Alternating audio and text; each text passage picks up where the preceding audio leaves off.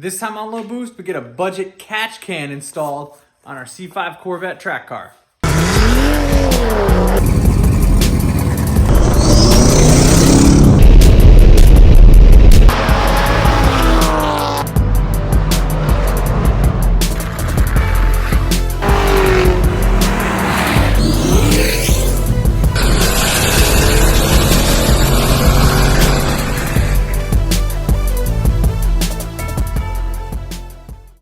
Now, I specifically got this catch can for my C5 Corvette, but it'll work in any car that you have. And if it can work in this car, it could probably work in yours. Let's see how it does. Well, let's go over quickly on what a catch can actually does and why you need one.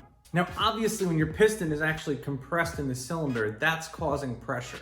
Of course it does. That's how you have fuel plus compression, and spark causes the fire that goes on in your engine.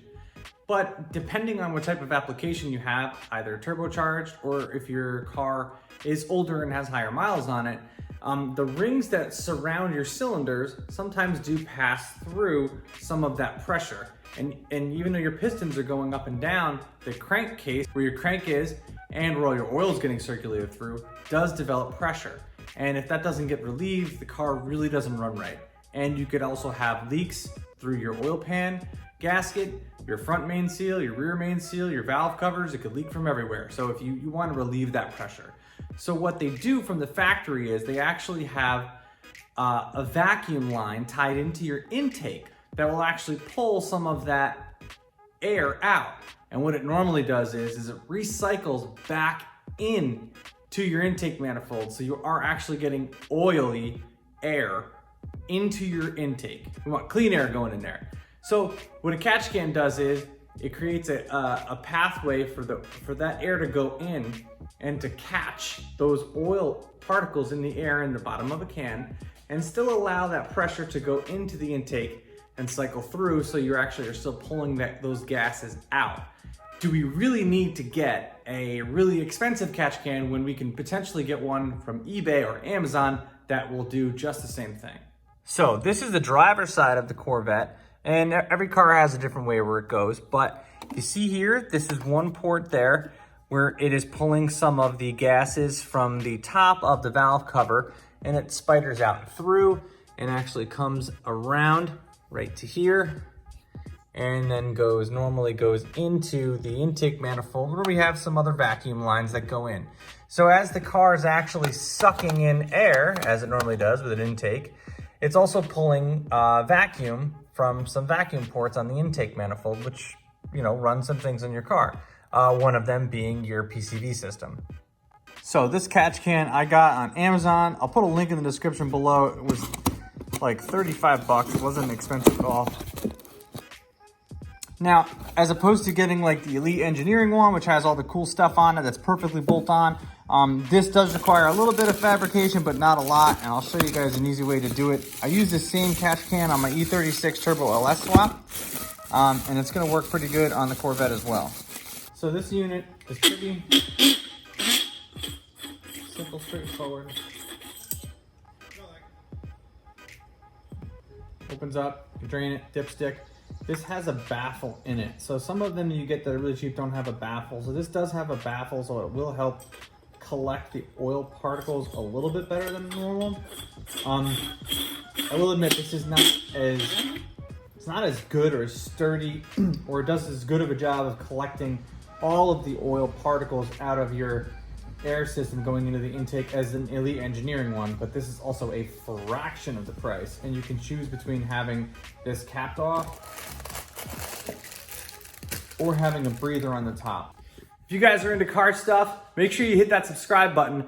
Not just about the C5, I upload a video every week about cars, whether it's a review of a part or my buddy's cars, other projects that we have, as well as I have an E36 Turbo LS swap. Bunch of stuff on that. 1953 Ford F100 pickup truck that I'm restoring with my dad. So awesome content every Thursday. So make sure you guys subscribe to Low Boost Films.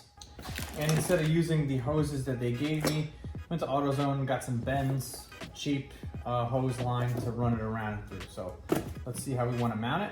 I'm going to use this piece of flat aluminum that I have. I'm going to cut it down and shape it to fit right on there, and put it just like that, and then we'll bolt it on.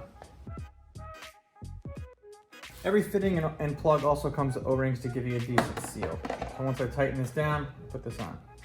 So what I did was I drilled holes 2 3/4 inches apart from the center of each other, and then measured and drilled there and made like a little bracket. I might grind it down and clean it up a little bit, but this will bolt right up to it. So then the hardware that it comes with, they give you, it's extra long. So I'm actually gonna thread them up from the back, and if they stick out too far, I'll just cut them down, but they make them long enough that you could be able to retrofit them into anything.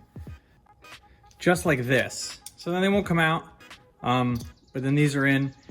I didn't use blue Loctite or anything because we'll see how it goes.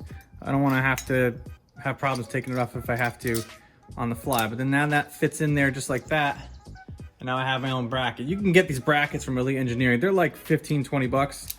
This cost me literally not even 10 cents because this whole piece of aluminum was like $3.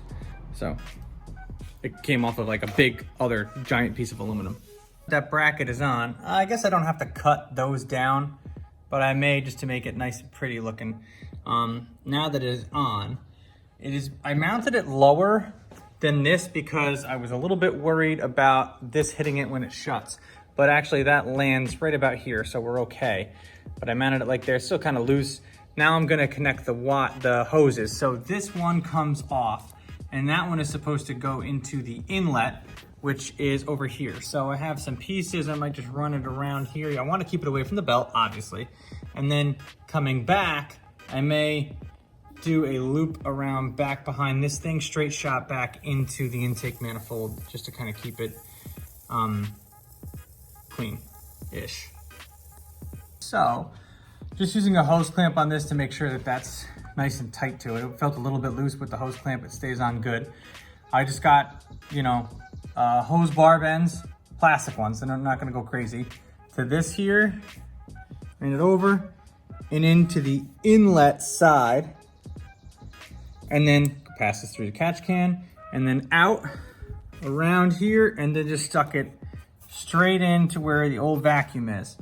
So all in all, that was probably like $5 worth of hoses, and it was really just stuff I had lying around. So I actually ended up taking the vent off of it, so it'll help create a better vacuum to get back into the intake. I ran it for a little bit, it just was running kind of funky, and I swapped that out to that plug, and it ran fine. So easy fix. Now, what's good about this catch can is, I'll show you, because I've actually driven the car quite a bit since I put the catch can in. This has a dipstick, and you can see there's a little tiny bit of oil at the bottom there. Hard to see on the camera. But the more you drive it, the more you'll get, and eventually you'll want to empty it. But it is accumulating oil. After a track day, I definitely opened this up, and I saw a little bit more. So it is working, and that baffle is better than no baffle. The baffle kind of just traps the oil as it comes into the catch can and prevents it from going back into the intake. So this actually does work really, really well.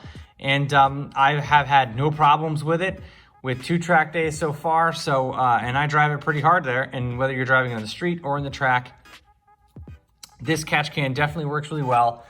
Not just specific to the Corvette. So you can use this catch can to figure it out on basically any application, but for my C5, works great.